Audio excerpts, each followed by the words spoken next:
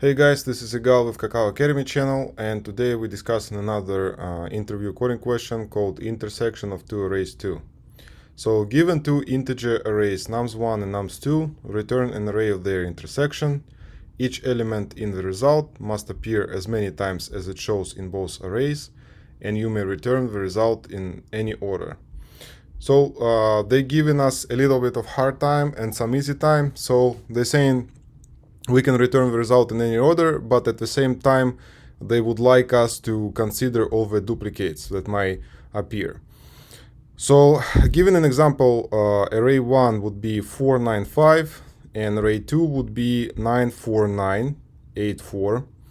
So as we can see, we check that elements from array 1 appear in array 2. So for example, 4 appears one time in array 1, appears twice in array 2, but since we have only one 4, number 4 in array 1, we include it only once. Same goes for 9, and as you can see, 5 does not appear in both arrays, and neither does number 8. So that's pretty much it. I wrote a quick comparison here just to double check results of return value of our function, and from now on we can move on with the solution. So first thing first, we need to create ourselves a counter of elements in the first array.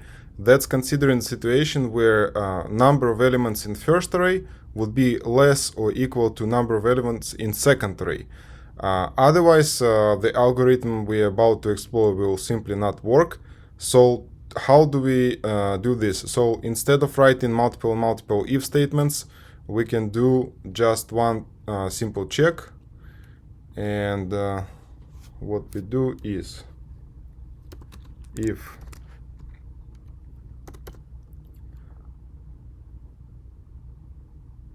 nums1 dot length is greater than nums2 dot length.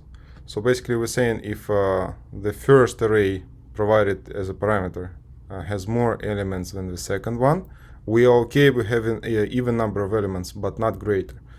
Then in this case we say return same function intersect, but we would simply swap the values, nums2 nums1. Okay, so here we cover in the case where number of elements might not meet our requirements with an initial input.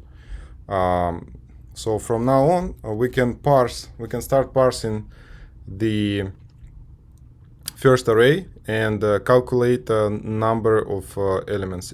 For that reason, let's introduce a map. So we have integer as a key and integer as a value.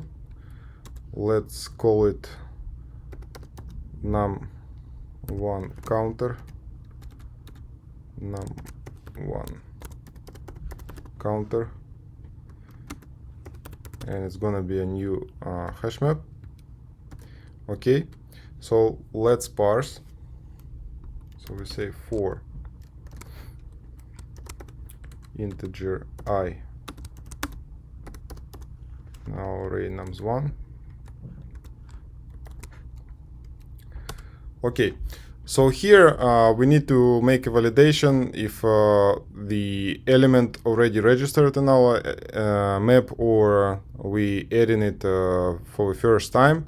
So we can have if-else statement, but this time I would like to try something else. Let's see if it might work. So we say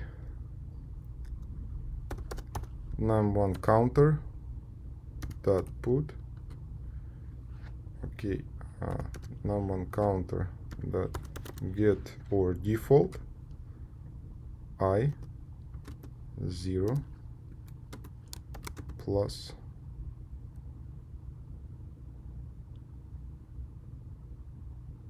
one.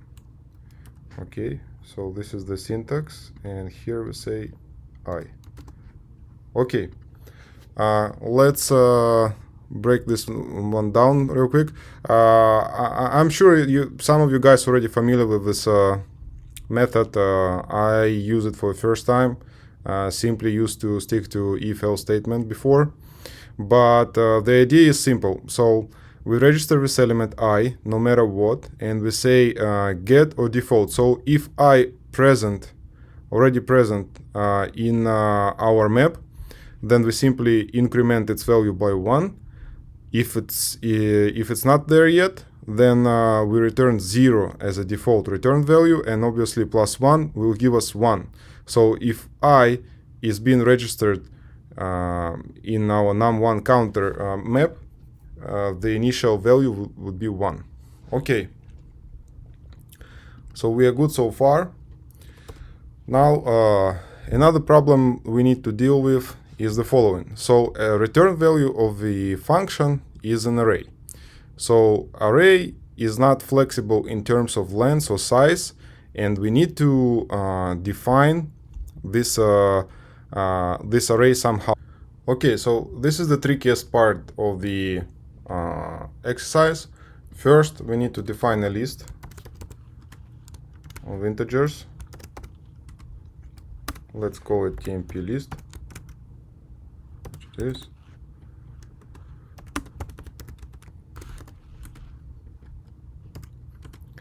Now, instead of looking back to our map, what we can do instead, we can parse the second array. So let's do this. Our second array, nums2. And here is another time when get or default method is incredibly useful. So we say int count. So count of elements I, right? So we say count, and we say num1 counter get or default I 0. So here we say we take an element from a second array right here. Okay, we refer to our map where all these elements are stored, and we say, is this element among the keys in our map? If yes, then return it, the value of it. If not, return 0. And by having this ability to return 0 as a default value, what we can do is the following. If count equals, oh, let's do it like this, easier. If count more than 0, then we're gonna add this TMP, this element to the TMP list.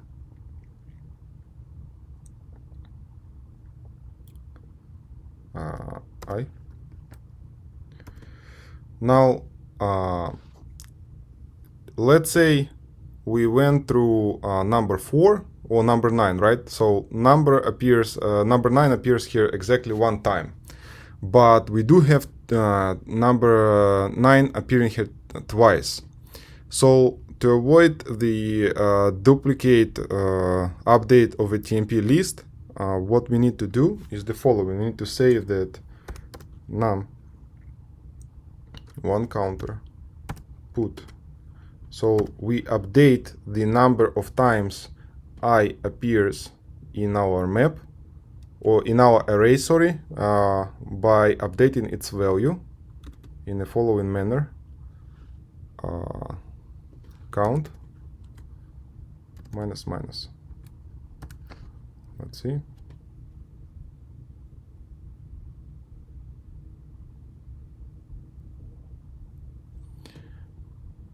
Okay. So let's see if I'm right. Yeah, seems like I'm right. So basically, if we already worked with number 9, and we simply say that the value of 9 in our map would be equal to 0, and by the fact that because of it's equal to 0 after the first parsing, next time we hit number 9 in the second array again, it will simply skip this assertion, and will not add number 9 to the TMP list. Okay, so assuming right now we have a TMP list with full with elements that appear in the first and second array, now we need to declare our final array. So to do that, say final array int new int of a size, you already guessed, TMP list dot size. Awesome. Okay, so now we need to populate the array. So how do we do that? Simple enough. For int I. Actually, instead of referring to elements, it's better to introduce an index here. I already can provision a failure. So TMP index equals 0. Now we say for integer I, in TMP list, we say final R with index TMP index equals I. Okay, and now let's update the TMP index. Okay, so again, first we collected all the elements that appear in the first array in our map, while also counting how many times each element occurs in that array.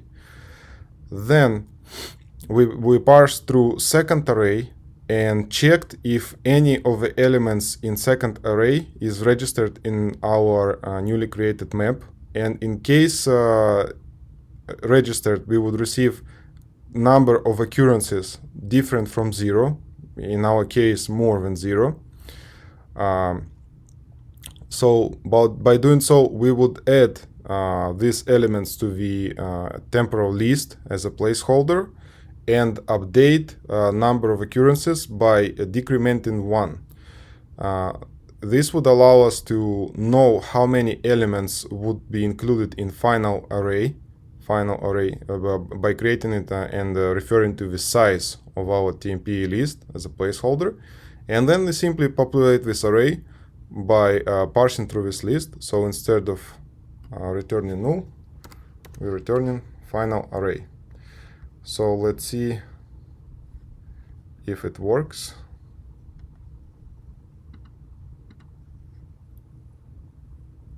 False. Interesting. Okay, so how about count -1 right now? True. Okay, so that's what I wasn't sure about. So again, here we compare that the return array or return value of the intersect is either 4.9 or 9.4. And this is, I believe, the easiest way to approach this task. Just try to remember this part, as I guess that's the secret of this exercise. Thank you for watching, guys. Please like and subscribe and stay safe.